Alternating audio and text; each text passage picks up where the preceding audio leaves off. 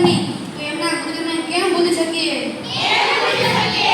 આવો આપણે આજના ગુરુ પૂર્ણિમાના દિવસે સૌ સાથે મળી તે મહાન લોકોના કાર્યના સિંચન પ્રેરણા એવા ગુરુજનોને યાદ કરીએ.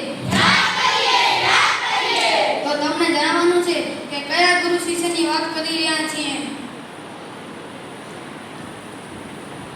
ઇતિહાસમાં એક શિષ્ય તો એવો થયો કે જે પોતાના ગુરુની પ્રતિમા રાખી અને વિદ્યા લીધી હતી અને શ્રેષ્ઠ ધનુર્ધર બન્યો. જેમણે ગુરુના માત્ર જ કહેવાથી પોતાનો અંગૂઠો કાપીને આપી દીધો.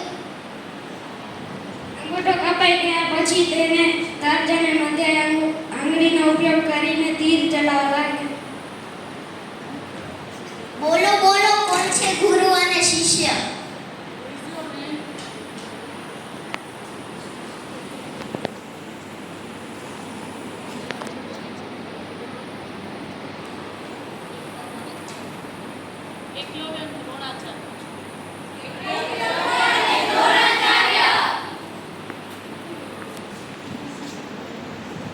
ઉઠો, જાગો અને ધ્યેય પ્રાપ્તિ સુધી મંડ્યા રહો. આ કથન દ્વારા આપણા સૌની અંદર એક પોઝિટિવ એનર્જી લાવનાર. જેણે માત્ર 30 વર્ષની ઉંમરે શિકાગોમાં જઈને વિશ્વ ધર્મ પરિષદમાં પોતાના વક્તવ્ય દ્વારા ભારતનો ડંકો વગાડ્યો. બોલો બોલો, કોણ છે ગુરુ અને શિષ્ય?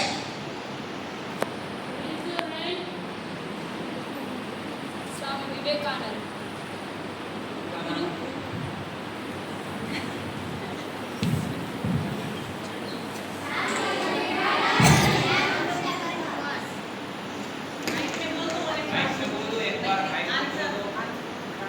સ્વામી વિવેકાનંદ, રામકૃષ્ણ રામકૃષ્ણ પરમહંસ, જેમણે મહાભારતના યુદ્ધમાં અર્જુનનો રથ ચલાવ્યો. આપણને સૌને પ્રેમની ભાષા શીખવી અને હિન્દુ ધર્મના મહાન ગ્રંથ એટલે શ્રીમદ ભગવદ ગીતા દ્વારા આ સંસારમાં સર્વ લોકોને જીવન જીવવાની જડીબુટ્ટી આપી. જણાવો, કોણ છે લીલા પુરુષોત્તમ ભગવાન?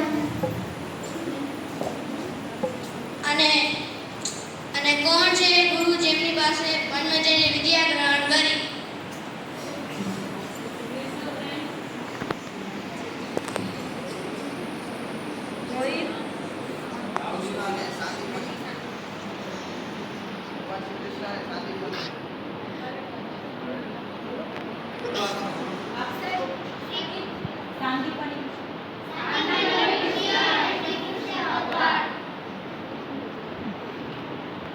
અંતમાં આ લેખને યાદ કરીએ કે જેની કૃપાના પરિણામે આપણે સૌ અહીંયા ભેગા થયા છીએ. જેમણે કળિયુગમાં જન્મ ધારણ કરીને માત્ર અધર્મનો નાશ જ નહીં પરંતુ આ સંસારમાં ભટકેલા લોકોને નીતિ અને નિયમ દ્વારા જીવન જીવવાની આશા આપી અને ધર્મનું સ્થાપન કર્યું. અબજી બાબા જેવા મહાન મુક્ત જેમને અખંડ અંતરમાં ધાર્યા, જેમણે એમના ગુરુ પાસે એવા બે વરદાન પણ મેળવ્યા. એક તો એમનો એવો આશિત હોય તે ક્યારે એનું અસ્ત્ર કરી દુઃખી ન થાય. અને એના ભાગ્યમાં કોઈ વિધિ કરાવવાનું દુઃખ લાગ્યું હોય તો અમને રૂવાડે રૂવાડે આવે પણ એનો આશીર્વાદ હોય એ દુઃખી ન થાય. બોલો બોલો, કોણ છે ગુરુ અને શિષ્ય?